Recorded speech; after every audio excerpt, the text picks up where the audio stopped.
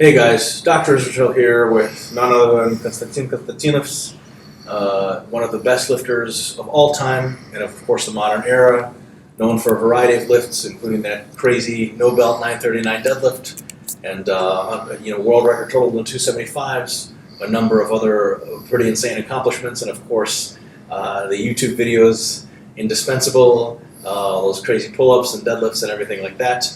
We're going to be asking him a variety of questions and translating directly back and forth English to Russian. So we'll get started. Our first question for him is, first we'll be telling him about how much of a fans we are of him in the United States, and then we'll get into his early childhood sporting background and the stuff he still involves himself in other sports outside of powerlifting. Костя, большое спасибо, что ты с нами поговорил. Мы в Америке все тебя уважаем, как ты бог у нас. И пару вопросов спросим. Первый вопрос. Сколько тебе было лет, когда ты начал в спорте, в каком спорте, и как твоя эволюция спорта шла, и чем большинство штангистов в Америке только занимаются штангой, а ты, мы понимаем, занимаешься штангой и еще несколько вещей. Расскажи нам про это. Я начал заниматься спортом с 6 лет. Сначала это была спортивная гимнастика, потом я несколько лет занимался борьбой, дзюдо и самбо. Потом где-то, наверное, когда мне было лет 11-12, тренировки по борьбе у нас совмещались с тренажерным залом. Я начал потихонечку подкачиваться. Мне сразу очень понравилось, сразу пошло. И я понял, что это мое. И постепенно пришел в тренажерный зал. Сначала просто занимался, качался, как мы тогда это называли. И потом постепенно, лет, наверное, с 15-16 я начал заниматься поwerlifting. So basically, Konstantin started out in an early childhood, about 6 years old or so, doing judo and sport sambo and a variety of other forms of wrestling. Before that, just slightly before that, he got a start in gymnastics, building a sport base. And then, so it was gymnastics and then wrestling for quite a while.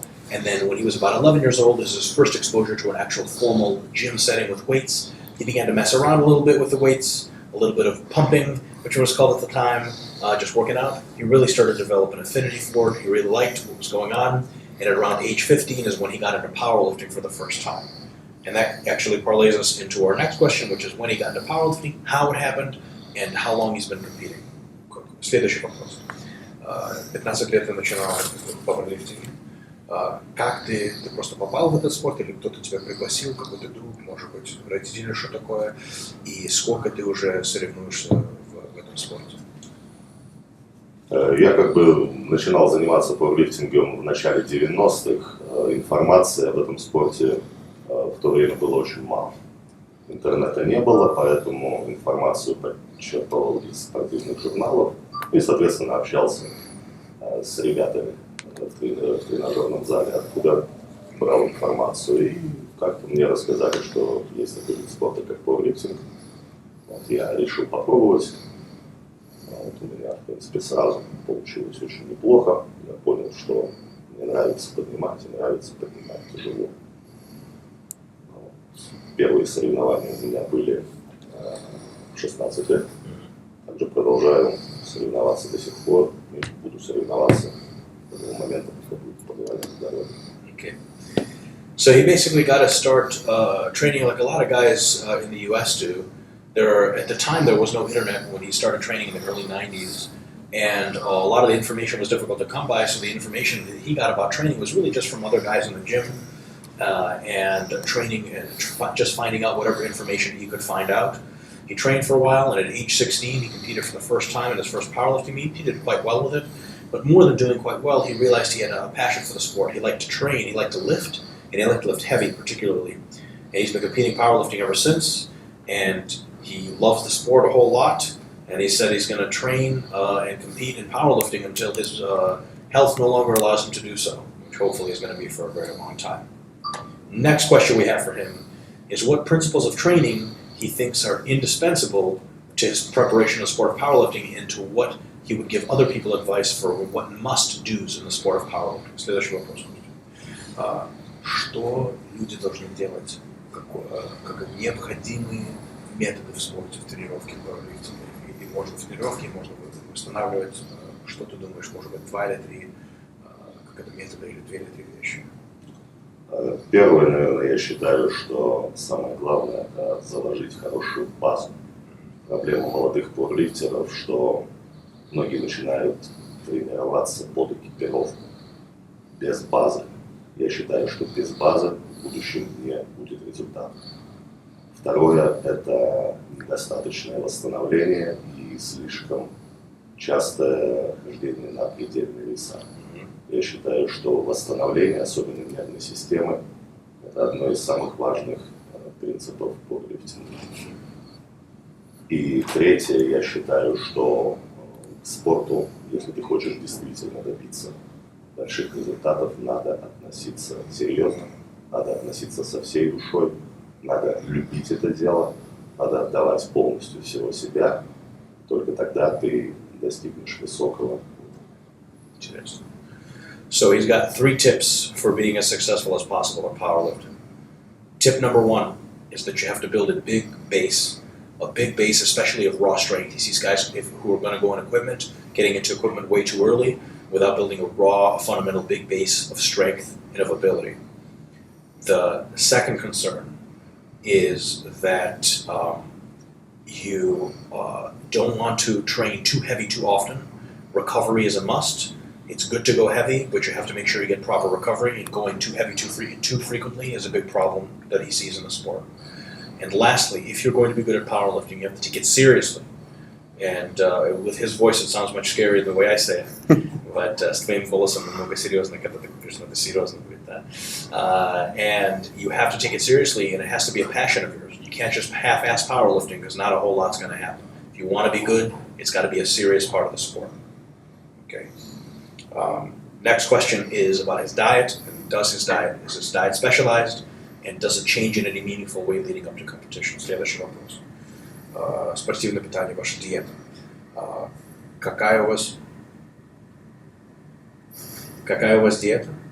И она меняется, если она меняется, ближе к соревнованию? В принципе, с едой у меня все просто. У меня быстрый метаболизм, и самая большая проблема для меня – это набор веса. Поэтому все нацелено на увеличение собственного веса. Для меня это достаточно сложно. Поэтому большое количество калорий, большое количество мяса, большое количество овощей, много воды, соответственно, обязательно добавки спортивного питания. Вот, в принципе, вся моя диета. Перед соревнованиями, в принципе, ничего не меняется. Я круглый год питаюсь одинаково. Okay. Питаешься хорошо? Питаюсь хорошо и чисто. Чисто. Это очень важно. Okay. So basically, a couple of tips in the realm of nutrition of what KK here does.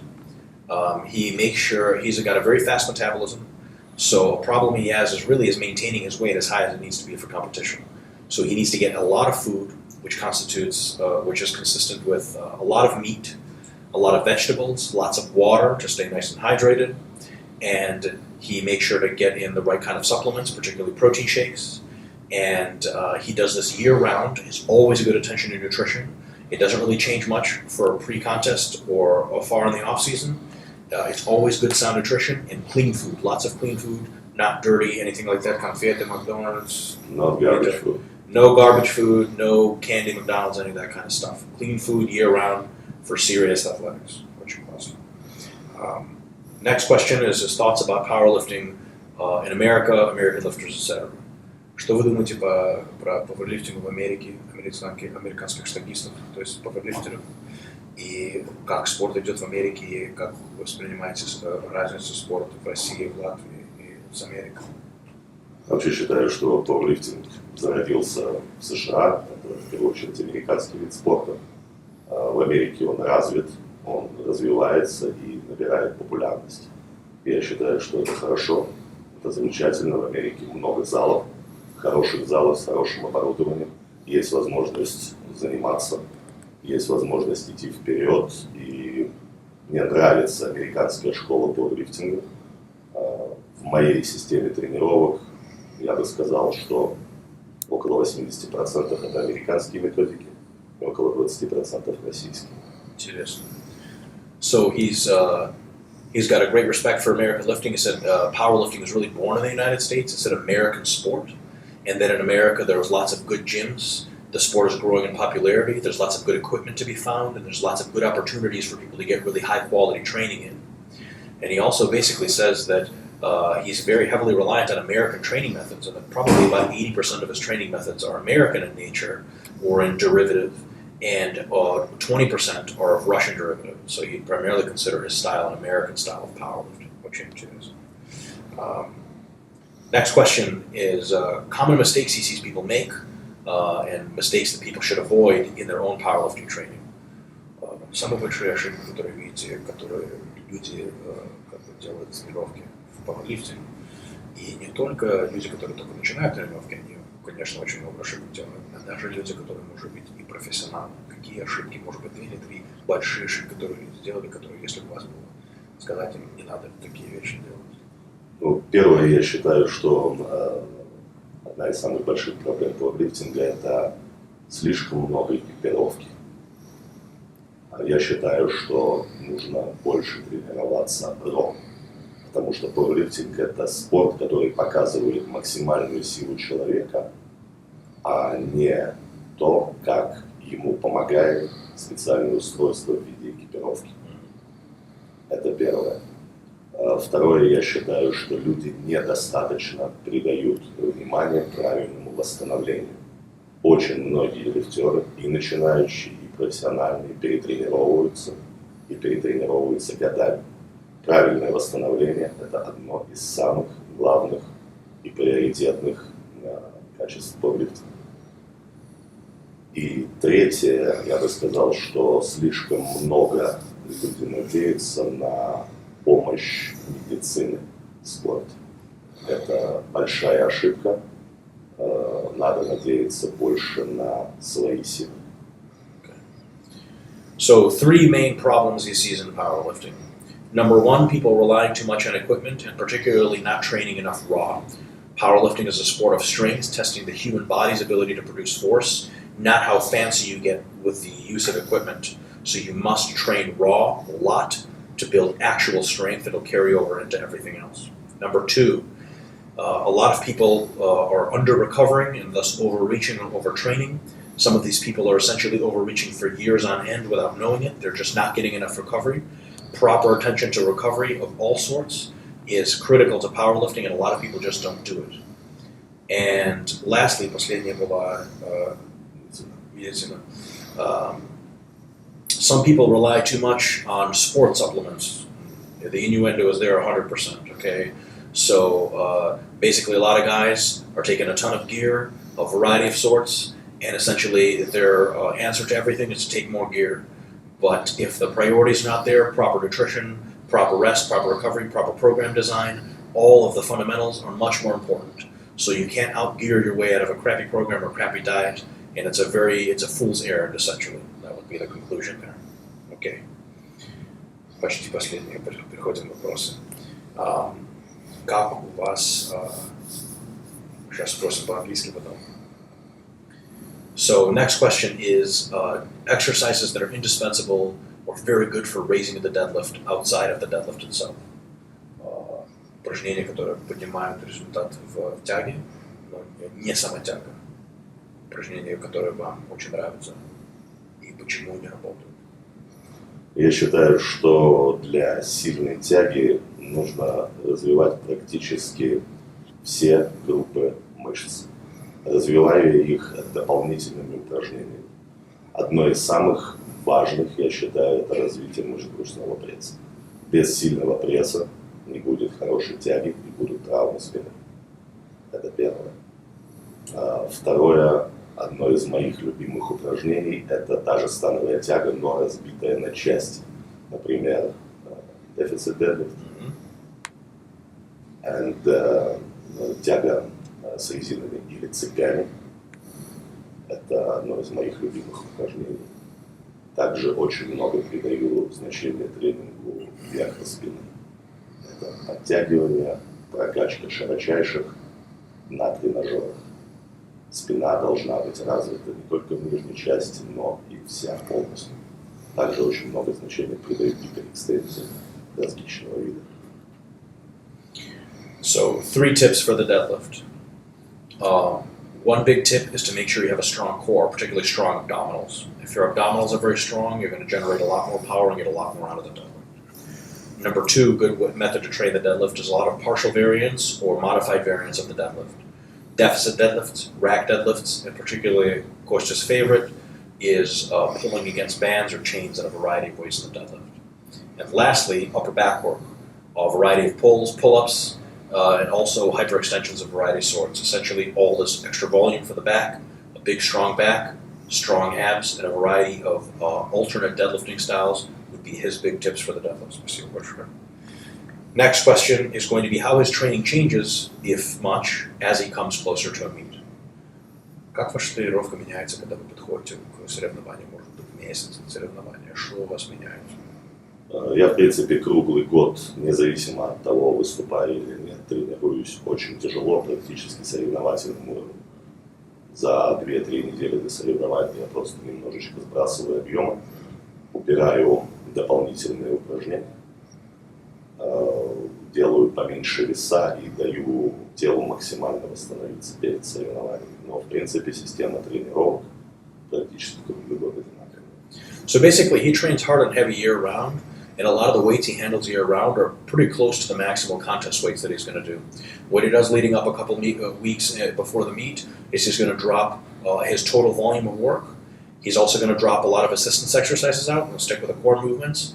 And then towards the end, he's going to take his core movements and drop the weights on those, so train a little bit lighter. That way he gets more recovery and he's ready to go. But essentially, he's ready to compete more or less at any time within 3 or 4 weeks. Через 3, если я вам сказал, что через 3 или 4 недели надо выступать. Круглый год вы можете быть через 3. Практически, да. Месяц я могу быть в сборной. So he's always about a month away from being in powerlifting competition shape, which is pretty cool.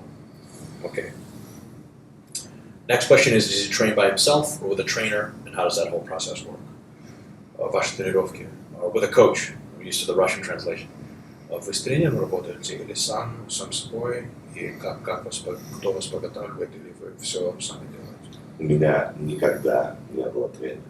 Я всегда тренировался, тренируюсь и буду тренироваться только сам. Никогда не буду. Мне не нужен тренер, я верю в себя, я верю в свои силы. Я постоянно учусь, постоянно развиваюсь, постоянно иду вперед. Никто лучше меня не знает мое тело, не чувствует и не понимает, что мне нужно. So, his direct quote, I will never have a trainer, I don't have a trainer, I've never had a trainer. I know my body better than anybody else does, and there's nobody in the world that can tell me what my body feels and how it responds better than me. And in addition to that, I'm always learning and always improving, so that I'm the best person for myself to train, and that's the way it goes. That's very interesting. All right. And next question is that at the start of a competition prep cycle, we essentially give 3 options. Does he have a concrete plan that he's going to follow exactly 100%? Does he have a plan, a sort of an idea of training that he's going to modify? Or does he have a loose set of approaches that just go by feel every day? Третий предпоследний вопрос. У вас будет соревнование, вы уже знаете, может быть, 8 недель через вот эту дату. У вас конкретный план? Или как бы идея плана немножко меняется, как по чувству, или у вас все по чувству идет, как сегодня чувствую хорошо, сегодня тяжело, завтра может быть легко? Я всегда тренируюсь только интуитивно, поэтому каждая моя тренировка основана на ощущениях на конкретный день. Я, приходя в зал, не знаю, что я буду делать сегодня. Если я чувствую, что я сильный, я могу гнаться на максимум. Если я чувствую, что я недостаточно восстановился, я буду делать легкую тренировку. И так до самых соревнований. So basically, his approach is very much on the end of an adaptive approach. He comes into the gym, and a lot of times he's not going to know exactly what he's going to do that day. If he feels strong, he might work all the way up to heavyweights. If he doesn't feel his best and he needs more recovery, he might just do a light workout that day. So it all changes up to the moment of training, and this actually continues all the way up to a full meet, and all the way into meet prep. So if he feels good, he goes heavy. It's a very intuitive program, very adaptive program. No set structure, particularly that he follows at any one time. Second to last question here. If he could go back in time, maybe get a time machine, give him his younger self advice, what would he say, what would he do? У вас машина, которая, то есть аппарат время меняет, ты обратно идешь, когда тебе было 15-16 лет. Что бы сейчас ты сказал себе тогда? Может быть, психологическая мотивация, может быть, техническая подготовка, все, что ты хочешь сказать. Если бы у меня была возможность вернуться назад во времени, все, что мне было бы нужно, это те знания, которые у меня есть сейчас. Я очень много времени потратил на поиск этих знаний, и, к сожалению, очень много времени было потеряно. Я думаю, что если бы, обладая теми знаниями, что есть у меня на данный момент, и мне бы сейчас было 15-16 лет, я бы добился гораздо большего за гораздо более короткий срок. So basically, it's a pretty straightforward answer. He said he was going to, if he had a time machine to go back to his 15, 16-year-old self, he would take everything he knows now and give it to that person, because the advantages he sees now in his training, his understanding of his body, and how training works have been very hard fought, with many mistakes along the way and many missed opportunities to get a better result. So that if he knew everything back then that he knows now, he could have gone much further in the sport and achieved much greater things, having avoided really stupid mistakes. And I think we can all pretty much sympathize with that. Похоже, очень много людей такой ответ. Last question is kind of more of a spiritual one, I suppose. He's already a world-class lifter. He's already one of the best. What motivates him to keep going? What motivates him to keep reaching for the sky and getting stronger? Последний вопрос сегодня. Ты уже, Константин, наверное, ты знаешь выдающийся атлет, один из самых лучших в мире, который конкурирует. Почему тебе хочется больше и сильнее? Знаете, наверное, у тебя друзья, может быть, такие, которые говорят, если ты уже большой мускулист, если ты уже сильный, что уже кажется, может быть, знаешь, это хорошо, 400 километров, это хорошо. Зачем тебе хочется 420, 30, 40, 50, 60? Почему?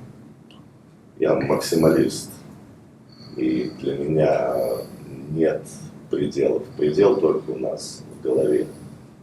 Если мне кто-то скажет, что 400 или 420 достаточно, или, может быть, хватит, я скажу ему fuck off. Я хочу тренироваться, я люблю тренироваться, я хочу быть сильным, я хочу быть сильнее, если есть возможность быть самым сильным, дай Бог. Поэтому тренироваться я буду всю свою оставшуюся жизнь. So, the reason that he pushes forward and continues to push forward, he describes himself as a maximalist, somebody that wants the extreme for the extreme's sake.